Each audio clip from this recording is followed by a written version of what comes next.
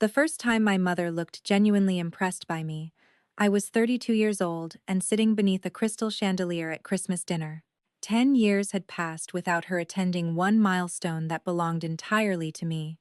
She had forgotten 2 birthdays, skipped my college graduation, and called only when my older brother needed a website repaired, a resume rewritten, or money transferred before an overdraft hit. That night, she gave me the same patient smile she had used since childhood and asked, "Are you still making those little scheduling programs for nurses?" My brother Tyler laughed into his wine and said, I had always known how to make ordinary work sound important. I placed my fork beside my plate and said, not exactly. I rejected a $28 million offer for my company 9 days ago. Tyler's glass struck the table hard enough to spill wine onto the white cloth. My father stopped chewing. My mother stared at me as though I had suddenly appeared in a chair that had been empty all evening. Then she slammed one hand onto the table and shouted, "You turned down how much?" That was the moment I understood she had never been incapable of seeing me. She had simply waited until my life carried a number large enough to interest her. My name is Emily Dalton, although almost everyone calls me Em. I grew up in Fort Collins, Colorado, in a family where love was plentiful as long as you stood in the correct direction. That direction was always toward my older brother, Tyler. He was 6 years older, handsome, loud, athletic, and naturally skilled at making small plans sound like future empires. My mother, Linda, described him as a born leader before he had led anything more complicated than choosing the restaurant for his own birthday. My father, Mark, worked as a regional purchasing manager for a farm equipment distributor. He was kind in the cautious way of men who believe avoiding conflict is the same as preventing harm. He attended school events when my mother reminded him, paid bills on time, and said he loved both children equally. He probably believed it. Equal love, however, does not create equal childhoods when one parent controls the family's attention and the other refuses to challenge her. Tyler received private baseball coaching, new electronics, expensive sneakers, and elaborate birthday parties. I received library cards, hand-me-down furniture, and praise for being easy. Emily does not need much, my mother told relatives. She said it proudly, as though raising a child who stopped asking for things were evidence of exceptional parenting. Tyler had the bedroom overlooking the mountains. Mine faced the side of our neighbor's garage. Tyler chose the movie on family nights because he had stronger preferences. He chose the restaurants because I was less picky. When he became upset, the house changed temperature. When I became upset, Linda reminded me that everybody had problems. I was not physically neglected. That distinction confused me for years. I had food, clothing, dental appointments, and rides to school. My mother signed permission forms and asked whether I had completed homework, but she never looked at me with anticipation. Tyler was going to become someone. I was expected to remain convenient. When I was 11, I built a simple temperature alarm from a broken clock, spare wires, and parts from an old thermostat. It sounded whenever our basement freezer warmed above a certain point. My father called it clever.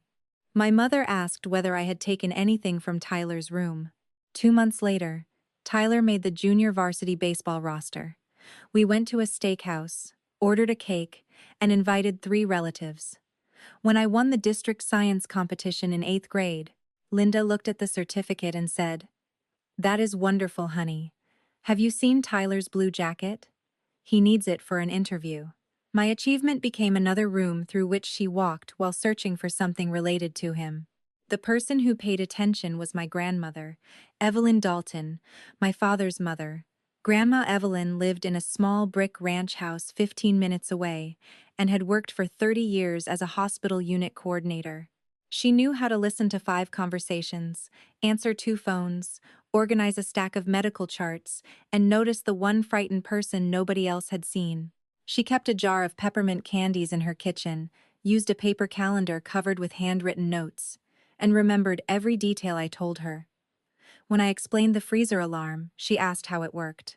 When I complained that Linda had forgotten my 13th birthday because Tyler was meeting a restaurant investor, Grandma Evelyn did not defend my mother. She made grilled cheese, placed one cupcake on a plate, and said, "Being overlooked repeatedly can teach a child to disappear before anyone gets the chance to reject her.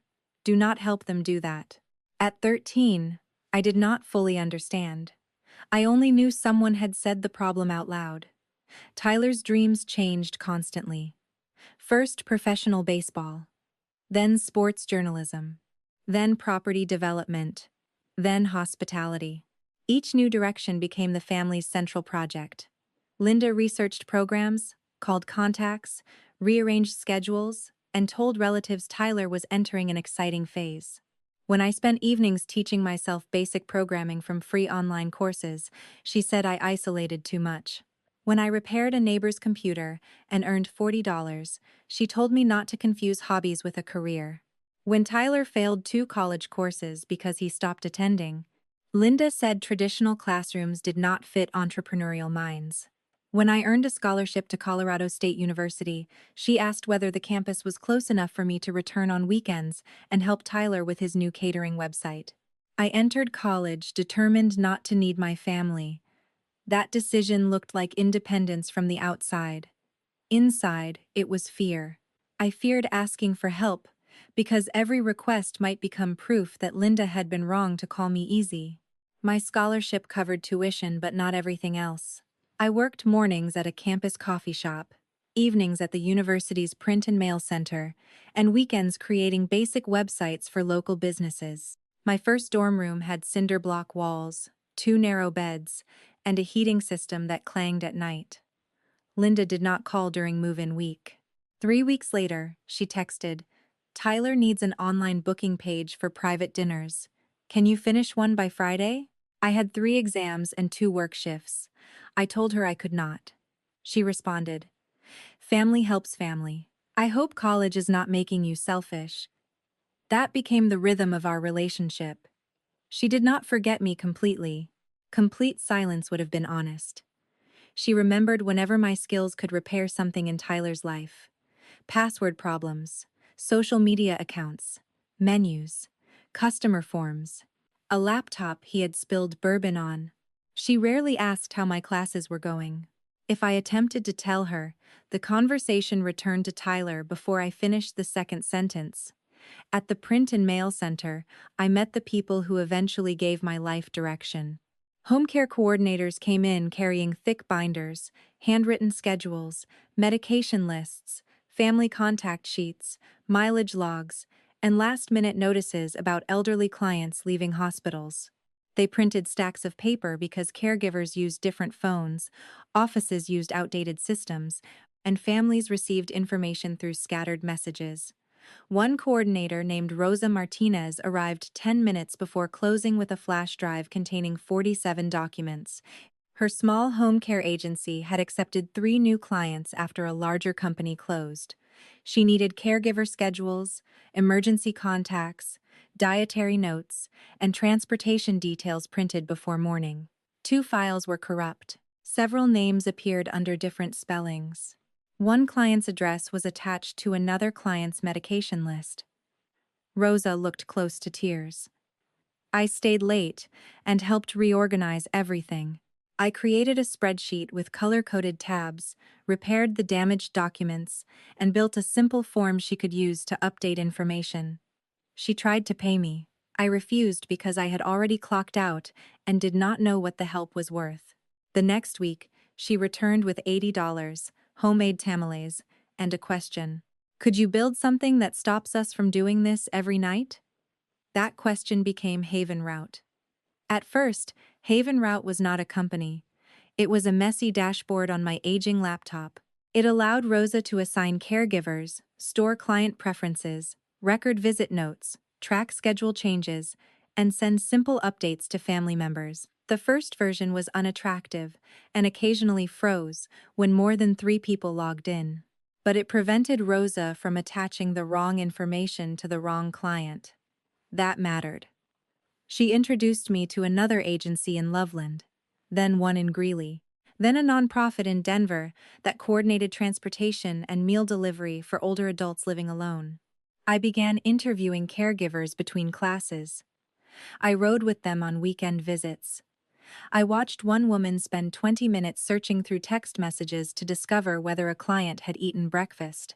I watched a daughter call 4 people because nobody had told her that her father's appointment had been rescheduled.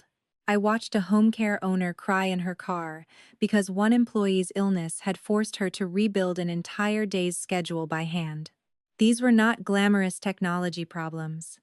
They were ordinary failures that exhausted the exact people trying to help vulnerable families.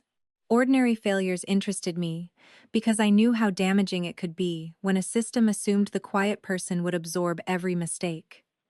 I built features at night: automated schedule alerts, family updates, caregiver check-ins, transportation coordination.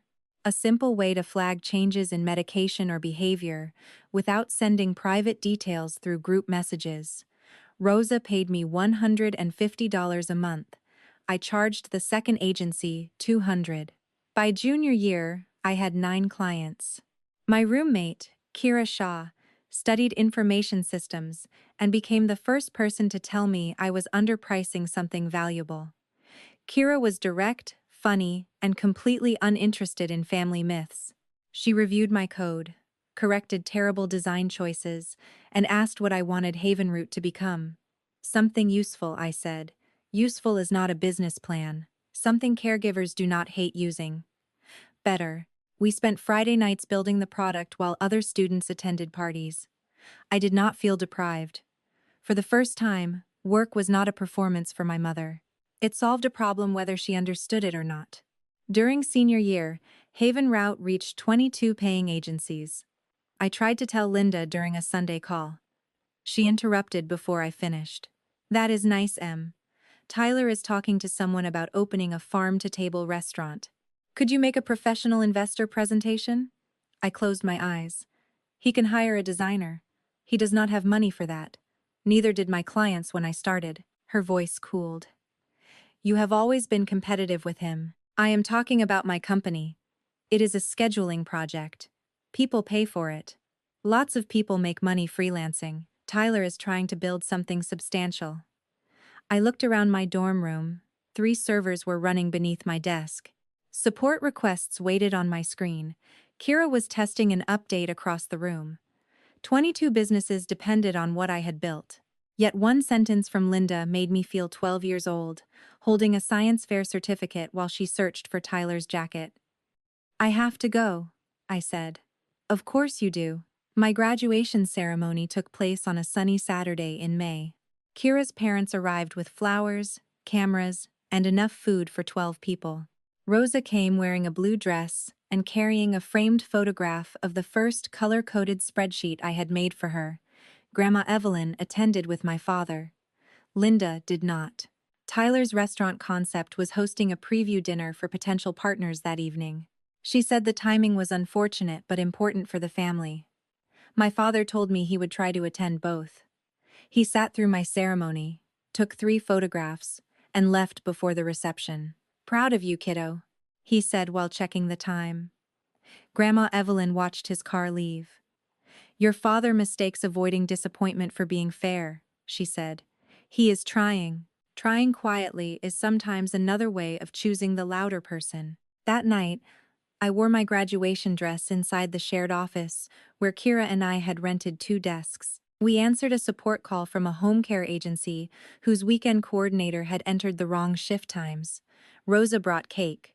No family photograph appeared online, but 23 agencies began Monday with functioning schedules. I accepted that as my celebration. After graduation, Linda sent job listings for school administrative roles and entry-level technical support.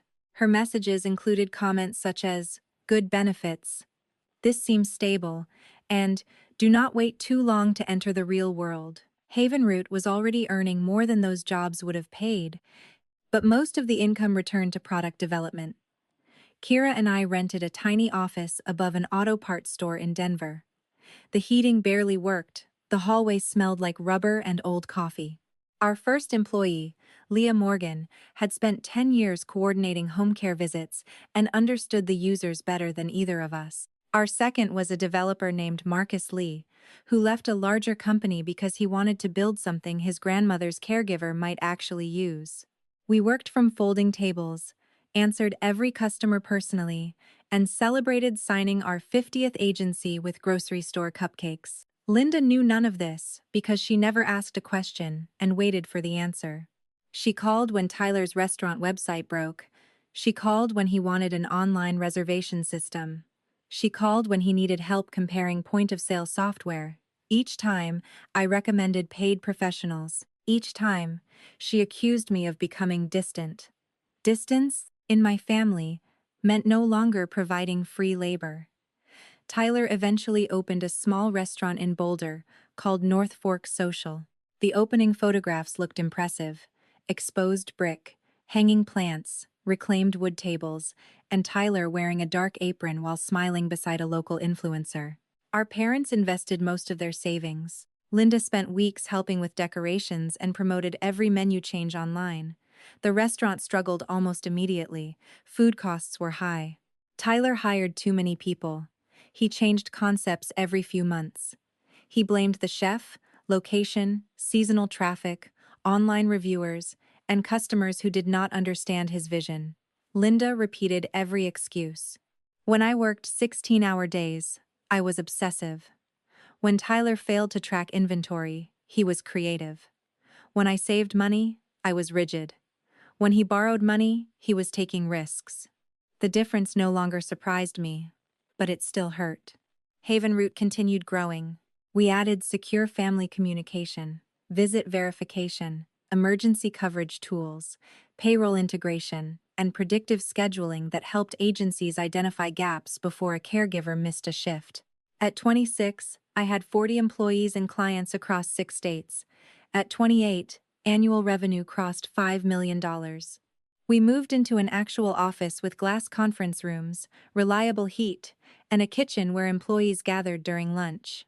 The first time I heard people laughing in that kitchen, I locked myself inside the restroom and cried. I had created a place where human beings earned fair salaries, received health insurance, and were not told gratitude should replace compensation. Kira became Chief Operating Officer. Leah led customer success. Rosa served on our advisory board and still corrected us whenever a feature looked elegant, but made caregivers perform extra work. A Denver business publication featured Havenroot in an article about technology improving home-based elder care. My father shared the article online without calling me. Linda liked his post, but did not mention it. 2 weeks later, she called to ask whether Havenroot could sponsor North Fork Social's anniversary party. It would be good exposure, she said. Our clients are home care agencies, not restaurant customers. Exposure is exposure. How much sponsorship does Tyler need? That is not the point. Then what is? Supporting your brother. Has he ever supported my company? You never needed support. The sentence contained our entire family history. Tyler received investment because he appeared needy. I received neglect because I kept surviving it. I declined. Linda posted a photograph of Tyler beneath the caption, "Real entrepreneurs understand that success means lifting others." Several relatives commented with heart symbols. I stopped following her account. By 31, Havenroot served more than 400 agencies across 17 states. We had grown carefully, without pretending every expansion was progress. Families used the platform to receive updates about parents and grandparents. Caregivers used it to see schedules and record changes. Agencies used it to coordinate thousands of visits each week. We were profitable, which attracted companies that wanted to purchase us. Most offers began politely and ended with the same idea: absorb our technology, remove the expensive human support team, raise prices, and sell primarily to large corporate networks. The largest offer came from a national healthcare software company based in Chicago. $28 million for full ownership, plus incentives if I remained for 2 years. The number made my hands cold. I thought about Grandma Evelyn's house, my student jobs, the office above the auto parts store, and every time Linda had called Havenroot a scheduling project. $28 million could change my life, my father's life, and even Tyler's life if I allowed it. It could purchase a house without a mortgage, secure retirement, and silence anyone who had ever doubted me. Then the executives described their transition plan. They would close our Denver office within 18 months, keep a small engineering team, eliminate most customer support positions, and discontinue affordable plans for smaller agencies. Haven Route's name would disappear inside their larger product. Rosa's first agency would no longer qualify to use the system she had helped inspire. I asked whether the jobs could be protected. They said overlap was unavoidable. I asked whether small agencies could keep current pricing. They said enterprise strategy required standardization. I looked at Kira. She had gone completely still. The executives assumed I was negotiating. I was deciding. No, I said. One man smiled patiently. Emily, founders often react emotionally to integration plans. My answer is based on the plan you described. Offers at this level do not appear every day. Neither do teams like mine. We remained open to minority investment or a partnership that protected employees and smaller clients. They wanted control. I declined. We intended to keep the offer private, but someone connected to the process leaked the number. 9 days before Christmas, a Colorado business publication ran the headline: Denver founder rejects $28 million acquisition to protect workforce and small providers. My phone filled with messages from clients, former classmates, investors, and people who had ignored me since high school. My father called first. Is this accurate? He asked. Yes. Your company is worth $28 million? Someone offered that amount. Value and an offer are not exactly the same. You turned it down? The conditions would have hurt the company. He became quiet. I did not understand how large this had become. You never asked. The words were sharper than I intended, but true. I know, he said.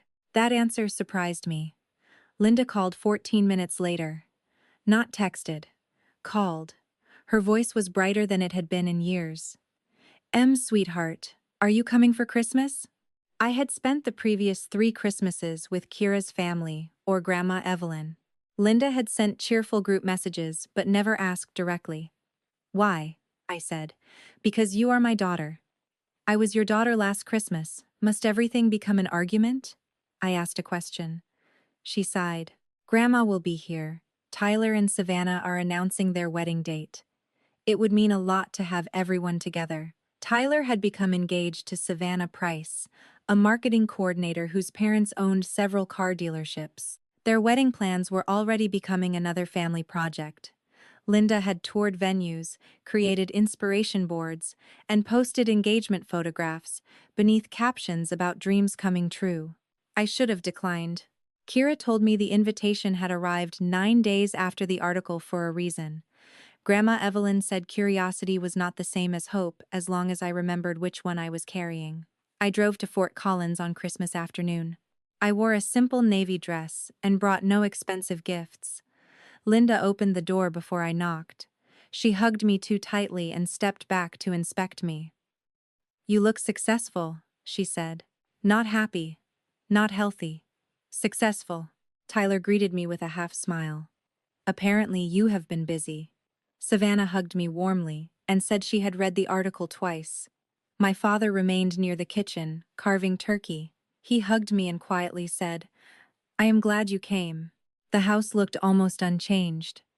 Tyler's framed baseball photograph still occupied the center of the hallway. My graduation photograph was not displayed. Linda had placed the newspaper article about Haven Route on the coffee table, folded so the $28 million number remained visible. Dinner began beneath the crystal chandelier she had purchased after remodeling the dining room. Grandma Evelyn sat beside me. Tyler and Savannah sat near Linda because they were discussing the wedding. My father served turkey. Linda asked Tyler about North Fork Social. He described a potential second location, as though the first restaurant were not behind on rent. Savannah mentioned they were considering a mountain lodge near Estes Park. Linda said weddings were worth investing in because memories lasted forever. Nobody asked about Haven Route. For 20 minutes, I listened to Tyler discuss investors who had not committed. a restaurant expansion he could not afford, and a wedding with a budget larger than his annual income. Linda praised his vision. Then she turned toward me, with the soft, pitying smile I had known since childhood. "Emily, are you still making those little scheduling programs for nurses?" Tyler laughed. "Home care agencies, Mom." She explained at once. "That is what I meant," Linda replied. "It must be nice working with small contractors and caregivers. Perhaps Haven Root could help Tyler organize employee shifts when he opens the second restaurant." The table became silent. Grandma Evelyn looked at me but did not intervene. She knew the boundary needed my voice. I placed my fork down. "Not exactly." Linda blinked. "What?" "Haven Root serves more than 400 care agencies in 17 states. We employ 63 people. 9 days ago, I rejected a $28 million offer for the company." Tyler's wine glass struck the table. Savannah whispered, "That was your company in the article?" "Yes." My father stopped chewing and looked down at his plate. Linda stared at me. Then her palm hit the table. "You turned down, how much?" $28 million. "Why would you do that?" "Not congratulations. Not tell me what you built." Her first reaction was panic that I had allowed money to escape. "The buyer planned to close our office, remove most employees, and price out the small agencies we serve. But $28 million is life-changing. It would have changed several employees' lives by eliminating their jobs." Tyler gave a short laugh. "Let us be realistic. Was that cash? Or one of those exaggerated valuations startup people use?" "It was a formal acquisition offer. For scheduling software? For a profitable care coordination company." Savannah turned toward him. "You told me Emily did freelance computer support." "That is basically what Mom always said." My father looked at me. "You founded the company in college?" "Yes." "How long has it been this size?" "It did not become this size overnight." He closed his eyes. I knew he was remembering missed opportunities. Graduation, articles, calls. He allowed Linda to redirect. "I am sorry," he said quietly. Linda heard him. "Why are you apologizing?" Emily never explained any of this. I looked directly at her. "I tried." "You interrupted to discuss Tyler." "That is unfair." "I called when we signed our first major client. You asked me to rebuild his restaurant website. I called when we passed 1 million in revenue. You told me coding made me antisocial. You saw the Denver article and asked my company to sponsor his anniversary party. I always knew you were intelligent. You knew I was useful. You never became curious." Her face hardened. "That is a cruel thing to say at Christmas. Calling your daughter only when her brother needs free labor is cruel. Correcting the description is not." Tyler pushed back his chair. "Here we go. Em finally has money, so now we all have to apologize for not predicting she would become rich." "This is not about prediction. You have always wanted to compete with me." Grandma Evelyn spoke calmly. "Competition requires both people to be playing the same game." Emily was building a life. The rest of you were building stories about Tyler. Linda glared at her. "Mother, stay out of this." I stayed quiet too long. Tyler looked at me. "Fine. You have a valuable company. Congratulations. Do you want a parade?" "No." "Then why announce the number?" "Your mother asked what I do." You could have answered without humiliating everyone. The truth humiliated you because the version you preferred required me to remain small. Savannah looked from Tyler to Linda. "Did nobody know?" My father answered. "I knew she had a company. I did not know what it had become." "Why not?" Savannah asked. Mark's face tightened. "Because I did not ask enough questions." Linda stood and began gathering plates even though nobody had finished. "This family is not going to attack me because Emily kept secrets." "She did not keep secrets," Grandma Evelyn said. "You kept changing the subject." Linda placed the serving bowl down hard. "I did my best with 2 children.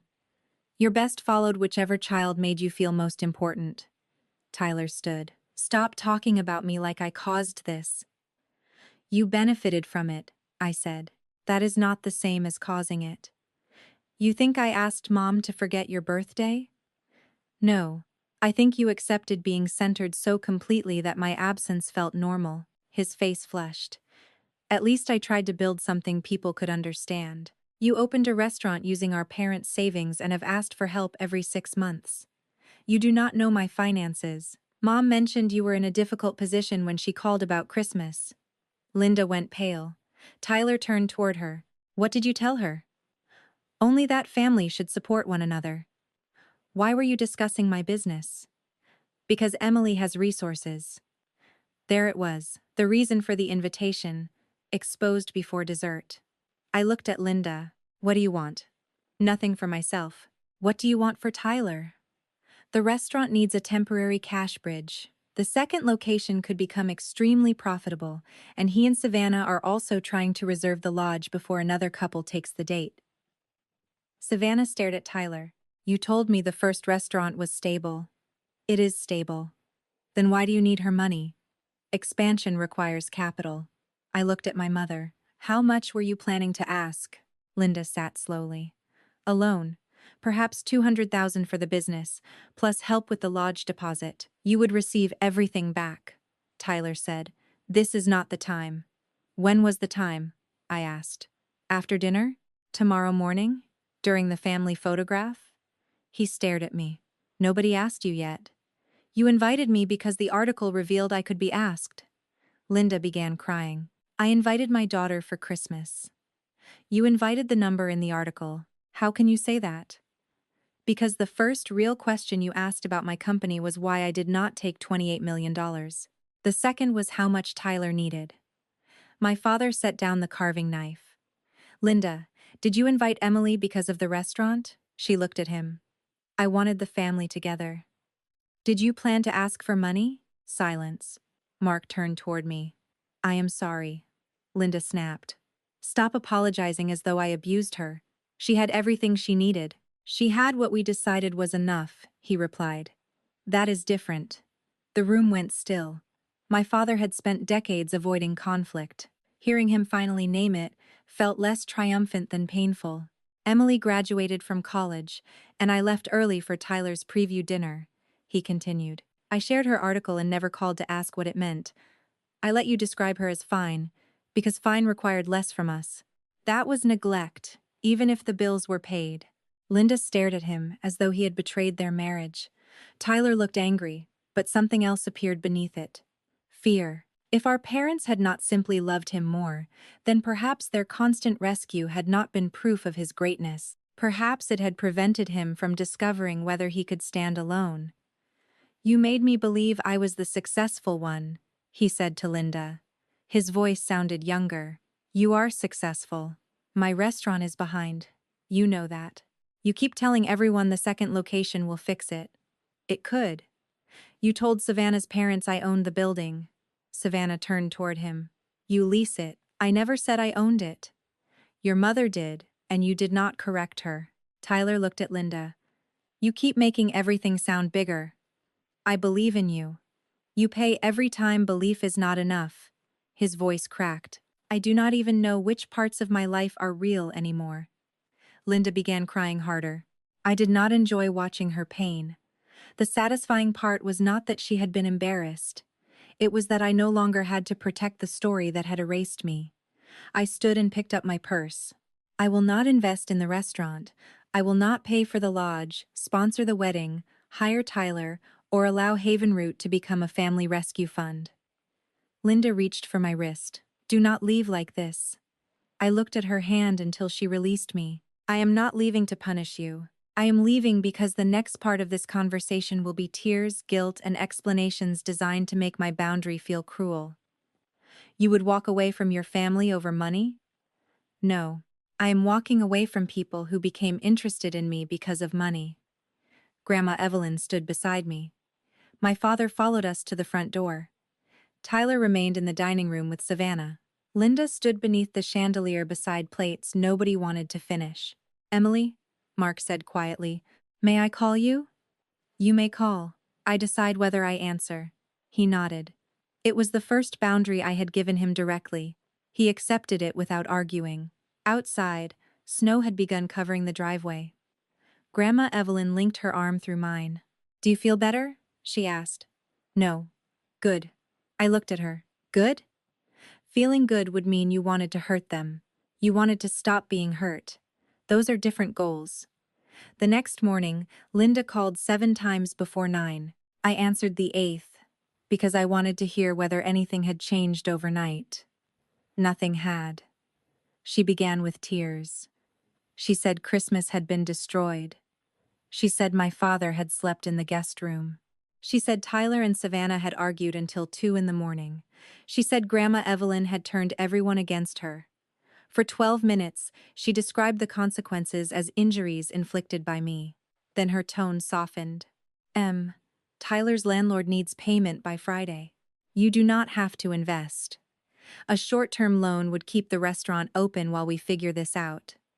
There was no apology, no question about Haven Route, no curiosity about the 10 years I had built it. "No," I said.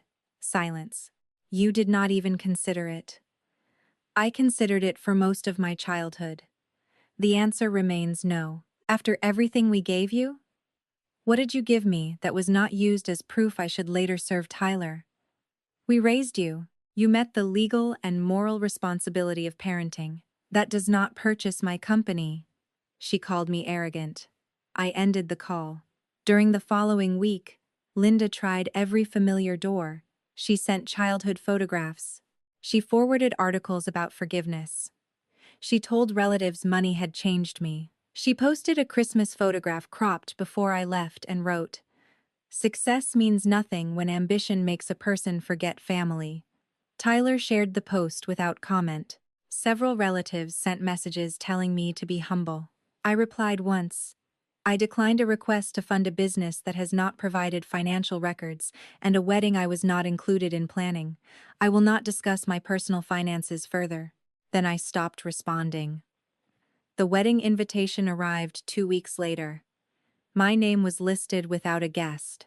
The family section included Mark, Linda, Grandma, Evelyn, and several relatives, but not me. I was seated at a table with Tyler's restaurant vendors. At the bottom, Linda had added a handwritten note. "We hope you will still consider helping with the welcome reception. Haven Route sponsorship would be tasteful and mutually beneficial." I stared at the invitation until Kira removed it from my hand. "They excluded you from the family table and included your company in the budget," she said. "That is almost impressively clear." I declined the invitation and the sponsorship.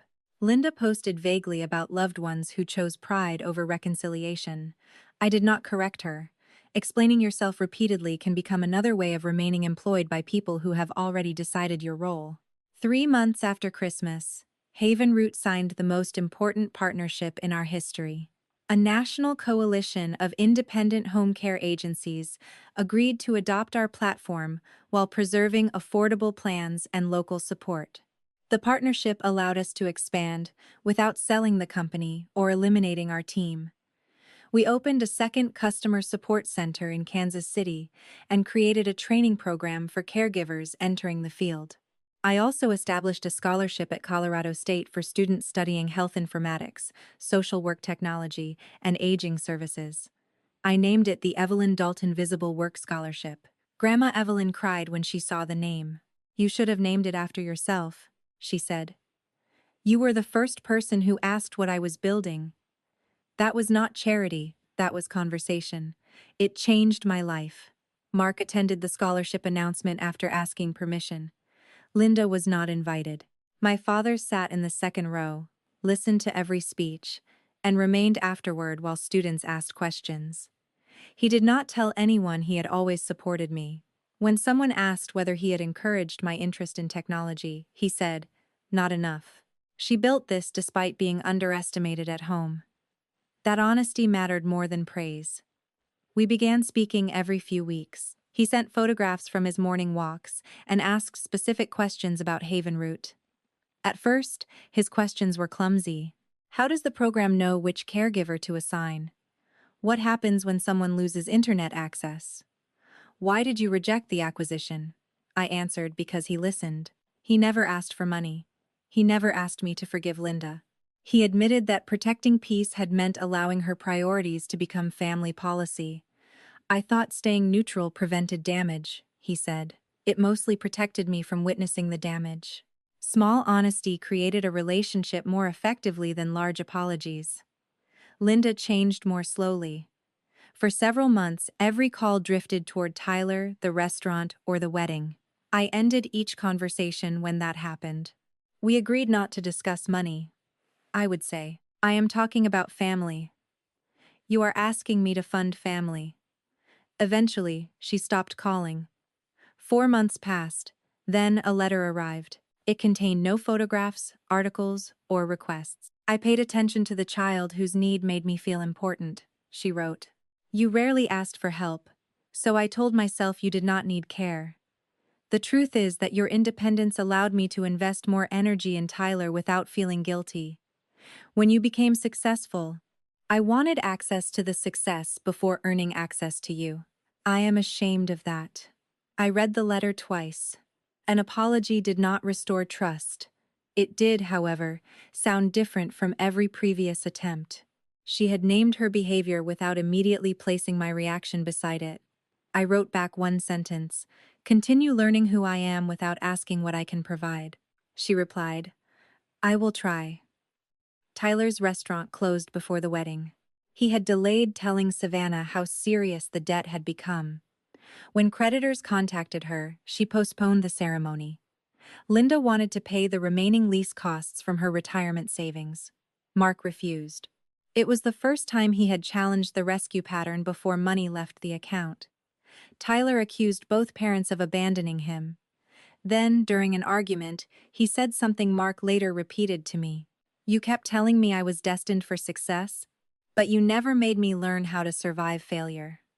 He took a job managing food service for a senior living community. It was not glamorous. He worked early mornings, tracked inventory, covered employee absences, and answered to supervisors who did not care what Linda believed about him. For the first time, he remained in one position for more than a year. Savannah did not immediately end the engagement, but she required separate finances, counseling, and complete honesty about debt. Their eventual wedding took place in a small botanical garden with 40 guests. I was invited properly, with a guest, and seated beside Grandma Evelyn at the family table. Tyler did not ask Havenroot to sponsor anything. I attended the ceremony, but skipped the rehearsal dinner, because Linda had attempted to add me to a slideshow titled "The Dalton Children: Two Paths to Success." I told her our childhood was not marketing material. She removed the slideshow. At the reception, Tyler approached me near the garden gate. "I used to think Mom ignored you because you were less important," he said. "Then I thought she ignored you because you did not need her. Now I think she needed me to stay dependent because rescuing me made her feel successful." That may be true. She hurt both of us differently. Yes. I still benefited from what hurt you. Yes. He looked down. "I am sorry I treated your work like a hobby, because admitting it was real made my life feel fake. The apology was imperfect and uncomfortable. That made it believable. Thank you for saying it," I replied. "Are we okay?" "We are honest. Okay, takes longer." He nodded. "Fair." We did not hug for the photographer. We did not announce reconciliation. We returned to the reception separately. Months later, Linda asked whether she could visit Havenrout's office. I almost refused. Then she asked the right way. "I want to understand what you built. I will not post photographs or ask for introductions. You may say no." I allowed one visit. Leah showed her the customer support floor. Marcus explained how agencies handled schedule changes. Rosa joined by video and told the story of the first broken files at the print center. Linda remained quiet for nearly an hour. At the end, she stood beside the glass wall overlooking the team. "You built all this while I kept asking you to fix Tyler's website," she said. "Yes. I am sorry." "I know." She did not ask whether I forgave her. That restraint was part of the apology. Our relationship remains limited. She calls once every few weeks and asks a real question. Sometimes she still redirects toward Tyler. I end the call when she does. She has learned that boundaries are not threats issued once. They are doors that remain locked when the same behavior returns. She has no access to my company finances, investors, employees, or professional network. Mark does not ask me to soften those limits. Tyler and I exchange occasional messages. We are not close, but he no longer calls my work little. When Haven Route launched a scheduling tool for senior living dining services, he tested an early version and provided useful feedback.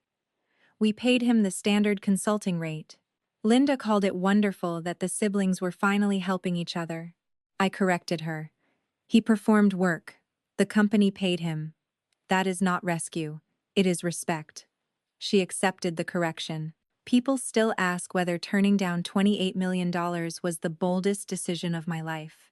It was not. Declining the offer was difficult, but the company's mission, team, and financial records made the answer clear. Saying no to my family was harder because no spreadsheet could guarantee the outcome. I risked losing the people I had spent my entire childhood trying to reach.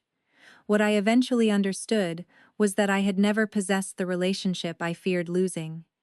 I had possessed a role: the quiet daughter, the reliable sister, the person who fixed passwords, built websites, reduced tension, and required little in return. When I stopped performing the role, some relatives called me selfish because they had mistaken my availability for personality. My greatest success was not Haven Route's growth, the rejected offer, the second office, or the scholarship. It was becoming visible to myself before my family decided I was valuable. Money did not create my worth. It created a situation in which Linda could no longer pretend my life was insignificant. The $28 million number did not transform me. It exposed her. It showed me that she possessed curiosity, attention, and pride all along. She had simply invested them where she believed they would reflect best on her. I no longer compete for those resources. Approval that arrives only after public success is not the prize it once appeared to be. I built Haven Route because overlooked caregivers deserved systems that made their work visible. Along the way, I learned the same principle applied to my own life. Invisible work is still work. Uncelebrated progress is still progress. A childhood spent outside the spotlight does not mean you were born without light. Sometimes families call one child strong because strength gives them permission to offer less. Sometimes they call another child special because his dependence gives them purpose. Both labels can become cages. The overlooked child learns not to ask. The favored child never learns to stand. Breaking the pattern requires more than exposing unfairness. It requires refusing the role that made unfairness convenient. I no longer provide free labor to earn invitations. I do not invest in businesses because Linda uses the word family. I do not accept public praise that rewrites private neglect. I can hear an apology without returning every key. I can love Tyler without financing him. I can rebuild something with Mark while acknowledging his silence. I can allow Linda to change without making my life the reward she receives for finally trying. Those are not acts of bitterness. They are evidence that I learned the difference between reconciliation and access. On the most recent Christmas, we ate dinner at Grandma Evelyn's smaller house. Paper snowflakes hung in the windows. Tyler brought dessert from the senior living kitchen where he worked. Linda asked about Haven Route's new training program and listened to the entire answer. Mark carved the turkey. Nobody mentioned money. Nobody arranged us for a social media photograph. After dinner, Evelyn asked whether we wanted one picture for her refrigerator. Everyone agreed. I stood where I wanted. Linda did not move me backward. Tyler did not make a joke. The photograph was ordinary, imperfect, and honest. Grandma Evelyn placed it beneath a magnet shaped like a peppermint candy. I do not pretend one photograph repaired the past. It simply proved we could share a room without asking me to become smaller. That is enough for now. For anyone listening who has spent years as the forgotten child, the quiet sibling, or the reliable person everyone remembers only when something breaks, hear this clearly: their attention is not the finish line. Their approval is not proof of your value. Learn skills that create choices. Build relationships with people who ask questions and stay for the answers. Protect the work, money, time, and peace you created while nobody was watching. When people who dismissed you finally notice, you are allowed to examine why. You do not owe access simply because their eyes have opened. Sometimes the most powerful thing you can do is let them look at the life you built from outside the boundary they helped create. So tell me honestly, if your family ignored your dreams for 10 years and suddenly wanted closeness only after discovering your company was worth millions, would a sincere apology eventually earn them another place in your life? Or would you keep the relationship distant because success revealed what love never could?